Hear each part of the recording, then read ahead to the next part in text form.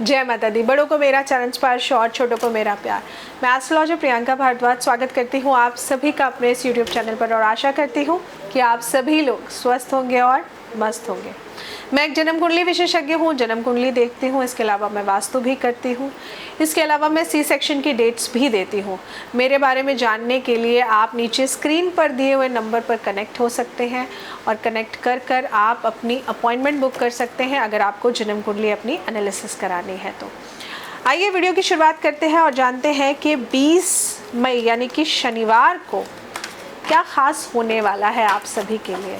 Numerology के according आज का दिन कैसा रहेगा, क्योंकि 20 मई यानी कि 2 नंबर हो गया चंद्रमा का, तो मेंटल स्थिति सबकी कैसी रहने वाली है नंबर्स के अकॉर्डिंग। नंबर 1 से शुरुआत कर लेते हैं।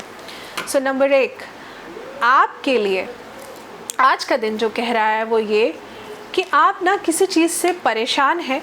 परेशान मतलब कुछ ऐसी चीज़ हुई है जिसको आपने ना एक्सपेक्ट नहीं किया था। किसी दोस्त ने आपको धोखा दे दिया जिसके बारे में आपने सोचा नहीं था, या कोई डील आपकी एकदम से कैंसिल हो गई जिसका आपको पता नहीं था। तो ऐसे में आपको क्या करना चाहिए? ऐसे में देखिए, कभी कभार क्या होता है कि बुरा नाम कमाना भी बहुत अच्छा माना जाता है, क्योंकि देखिए आपने गलती नहीं करी है लेकिन किसी ने आपकी इमेज को ख़राब करने की कोशिश करी है। और मैं हमेशा कहती हूँ ना कि कभी कभी खुद से ज़्यादा उस परमपिता परमेश्वर पर भी विश्वास करना चाहिए। अगर आप अपने इष्ट का पूजन करते हैं, आप अपने आप को स्पिरिचुअलिटी से जोड़ कर चल रहे हैं, तो थोड़ा सा सब्र कर लीजिए। कई बार आपको जवाब देने की ज़रूरत नहीं होती है, वो परमपिता परमेश्वर आपसे अच्छा जवाब दे देता है। तो अभी के लिए मैं आपको कहूँगी कि sometimes it's better to earn a bad image. आप उसके लिए परेशान मत होइए। आपका नाम खराब कर रहे हैं, करने दीजिए, क्योंकि कभी कभार कुछ बड़े बड़े गोल्स को हासिल करने के लिए छोटी छोटी चीज़ों को भूलना पड़ता है, तो आपको इस बात का ध्यान रखना है। आइए नंबर 2 के लिए आज का दिन क्या खास कह रहा है, क्या खास होने वाला है, जानते हैं। सो नंबर 2 आपके लिए बहुत ही सुंदर कार्ड निकल कर आया है। आपके आसपास बहुत सी सुंदर सुंदर प्यारी प्यारी चीज़ें हैं। आपके आसपास बहुत कुछ है देने के लिए, लेकिन आप दे नहीं रहे हैं, आप घबरा रहे हैं। घबराइए मत, देने से कभी कम नहीं होता है, देने से हमेशा बढ़ता है। जैसा कि मैं कहती हूँ कि karma plays very important role. कर्म प्रधान है और प्रधान था, प्रधान रहेगा। चाहे आप अच्छा करें या बुरा करें, आपको हमेशा उसका 10 गुना ज़्यादा ही मिलने वाला है।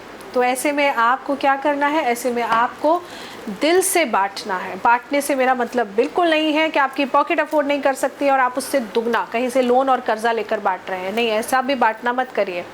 जो आप दिल से दे सकते हैं, जो आप मन से दे सकते हैं, जो आप अफोर्ड करके दे सकते हैं, आज के दिन दान पुण्य ज़रूर करिए। अगर कोई आपके पास मदद के लिए आ रहा है तो उसकी मदद ज़रूर करिए, ना मत करिए।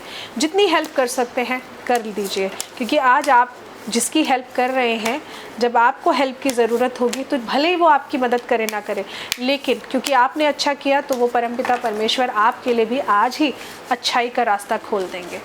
नंबर 3 की बात कर लेते हैं। नंबर 3 आपके लिए बहुत ही प्यारा सा कार्ड निकल कर आया है और कार्ड ये कहता है कि आपके अंदर कोई कश्मकश से चल रही थी। तो आपको मैं एक बात बता दूं कि एक ना एक दिन किसी न किसी चीज़ का अंत निश्चित तय है। ऐसा तो है नहीं कि आज जो हो रहा है वो अगले 10 दिन तक सेम वैसा ही रहने वाला है, और 10 दिन तक भी सेम रहेगा तो अगले 15 दिन भी सेम रहेगा। ऐसा नहीं है, कोई भी चीज़ स्थिर नहीं है। तो ऐसे में आपको ना एक चीज़ सोचनी है कि कोई ना कोई चीज़ कभी ना कभी तो ख़त्म होती ही है। तो आप अपने आप को ना इमोशनली इतना ज़्यादा इन्वॉल्व मत कर लीजिए, चाहे वो कोई रिश्ता हो या आपकी कोई बिज़नेस की डील हो, कि भाई वो ख़त्म होगी तो अब मेरे पास काम नहीं आएगा, मेरे पास बिज़नेस नहीं होगा। कोई बात नहीं, डील ख़त्म हो गई, होने दीजिए, कोई दिक्कत नहीं है। वो नहीं है तो उससे बेहतर आपके पास आ जाएगा। रिश्ता टूट गया, कोई बात नहीं, टूटने दीजिए।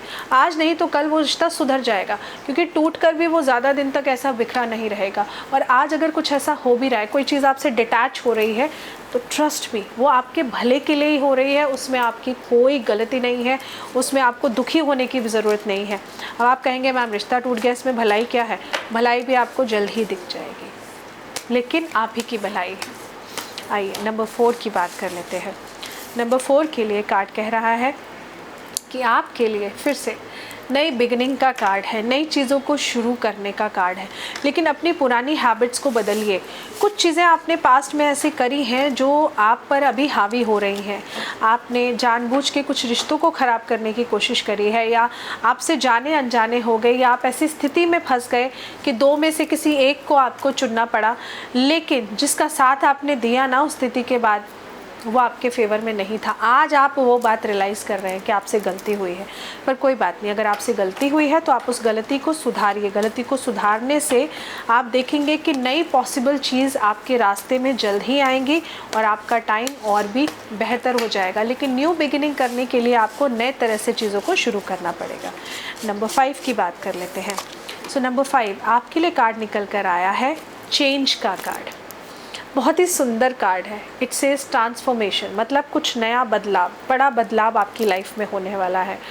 और वैसे भी आप जो आज बोएंगे, आम का पेड़ बोएंगे तो फ्यूचर में उससे आम ही आएगा, है ना। आम का पेड़ लगा के आपको अमरूद तो मिलने नहीं वाले। तो आपके कर्म डिसाइड करेंगे आपका फ्यूचर क्या है। अगर आज आप किसी के साथ गलत करेंगे तो कल आपके साथ भी गलत होगा। तो ये कार्ड जो आया है वो यही कि आपसे जो भी गलतियां हुई हैं उनको छोड़ दीजिए, नया जो करना चाहते हैं उसको करना शुरू करिए। चीज़ें आपके ही फेवर में होने वाली हैं। बस समझ जाइए, थोड़ा सा ज़िद बहस को छोड़ दीजिए, बातों को समझकर चीज़ों को करेंगे तो आपके लिए बहुत बेहतर रहेगा।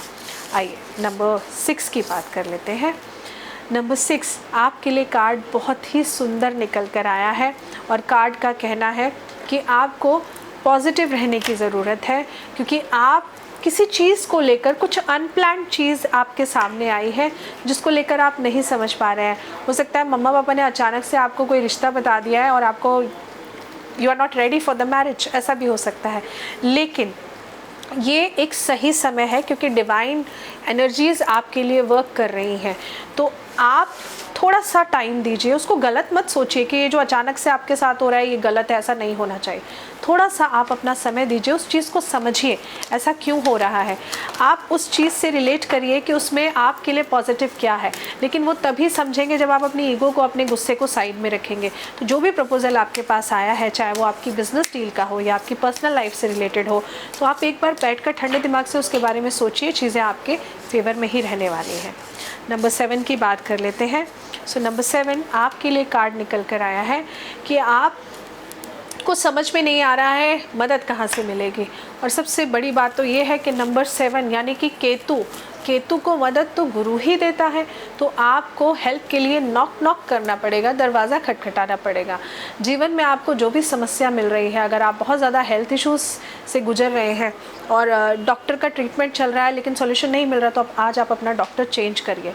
अगर आपको करियर में इश्यूज़ आ रहे हैं, जॉब में चीज़ें नहीं समझ में आ रही हैं, तो आप किसी अच्छे एस्ट्रोलॉजर से कंसल्ट कर सकते हैं। आप चाहें तो मुझे भी अपना चार्ट दिखा सकते हैं। बेसिकली ये जो टाइम है वो ये कह रहा है कि नींद से जागिए, अपनी नींद को त्यागिए। सोचने से चीज़ें नहीं होंगी, करनी पड़ेंगी। बेड से आपको उतरना पड़ेगा, तभी दिन की शुरुआत होगी। नहीं तो बेड पे पड़े पड़े कब सुबह से शाम हो जाएगी आपको पता ही नहीं चलेगा, और दिन की खूबसूरती क्या थी आपको समझ ही नहीं आएगा। आप क्या क्या कर सकते थे आपको बाद में रियलाइज़ होगा। तो ऐसा ना हो कि समय निकल जाए और आप समझ ही ना पाए कि आपने क्या क्या खो दिया। ऐसा मत करिए। नंबर 8 की बात कर लेते हैं। नंबर 8 आपके लिए जो कार्ड निकल कर आया है वो ये कि आप जिस काम का वेट कर रहे हैं वो काम आपका जल्द ही बनने वाला है।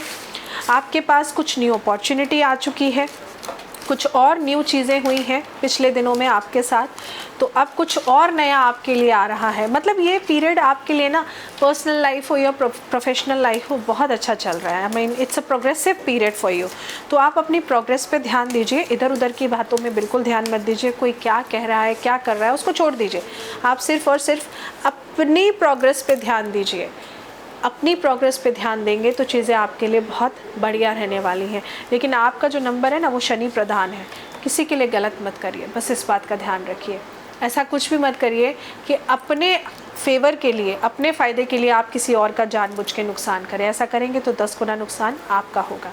नंबर 9 की बात कर लेते हैं। नंबर 9 आपके लिए जो कार्ड निकल कर आया है वो ये कहता है कि अपनी ईगो को आप साइड में रखिए। आप किसी बहुत बड़ी परेशानी में चल रहे हैं, लेकिन उसके लिए ना आपको मदद मांगनी पड़ेगी। अपने बड़े बुज़ुर्गों से मदद मांग सकते हैं, अपने दोस्तों से मदद ले सकते हैं। लेकिन जब तक आप हेल्प नहीं मांगेंगे आपको हेल्प नहीं मिलने वाली है। तो उसके लिए आपको अपने ज़ोन से निकलना पड़ेगा, अपनी प्रॉब्लम को किसी के साथ शेयर करना पड़ेगा, डिस्कस करना पड़ेगा, जिसके साथ आप जिस पर ट्रस्ट कर सकते हैं। मैं मानती हूँ आज की डेट में ऐसा भी सच है कि प्रॉब्लम को हर किसी के साथ शेयर नहीं कर सकते हैं, क्योंकि लोग मजाक उड़ाते हैं, आपकी प्रॉब्लम नहीं समझते हैं। लेकिन मैं आपको ये सजेस्ट करूँगी आप किसी प्रोफेशनल पर्सन के पास जाकर अपनी चीज़ों को शेयर कर सकते हैं। अगर आपको मेंटली कोई प्रॉब्लम आ रही है तो आप किसी डॉक्टर की हेल्प ले सकते हैं। आपको लाइफ का कुछ समझ में नहीं आ रहा, आप किसी एस्ट्रोलॉजर से कंसल्ट कर सकते हैं। अगर आप अपने किसी आसपास के किसी भी पर्सन से कनेक्ट नहीं होना चाहते हैं तो किसी प्रोफेशनल के पास जाइए, उनसे हेल्प लीजिए। एंड ट्रस्ट मी, आपको मदद भी मिलेगी और एक बहुत बेहतर रास्ता मिलेगा जो आपने सोचा भी नहीं था। तो देते रहिए अपना प्यार इसी तरह मुझे, क्योंकि आपका प्यार मिलता रहेगा तो मैं ऐसे ही रोज़ पेश होती रहूँगी आपके सामने। वीडियो को लाइक करना बिल्कुल मत भूलिएगा, नीचे कमेंट करके जय माता दी तो ज़रूर लिख दीजिएगा। जय माता दी।